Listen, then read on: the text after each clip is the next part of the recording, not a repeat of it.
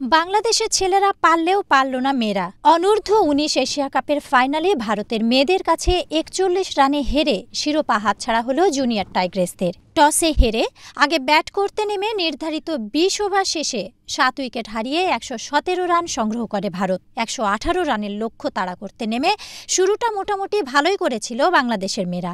Opener Fahmida soya ও দ্বিতীয় wicket জুটিতে Sumaiya আক্তারের দল দলীয় ৪৪ রান পর্যন্ত যায়, কিন্তু তারপর শুরু হয় ধস।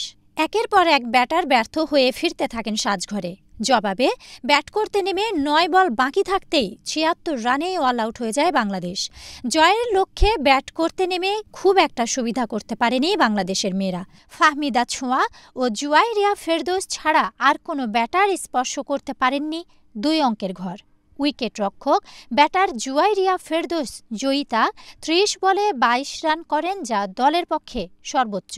ওপেনার ফাহমিদা করেন ২৪ বলে ১৮ রান। ব্যাটিং ব্যর্থতায় ৯ বল বাকি থাকতে ৭৬ রানে অল আউট হয়ে যায় বাংলাদেশ। ফলে ৪১ রানের জয়ে শিরোপা উল্লাস করে ভারত। বাংলাদেশের ফারজানা ইয়াসমিন ৩ ওভারে ১২ রানে ৪ উইকেট নিয়ে বোলিংয়ে উজ্জ্বল ছিলেন।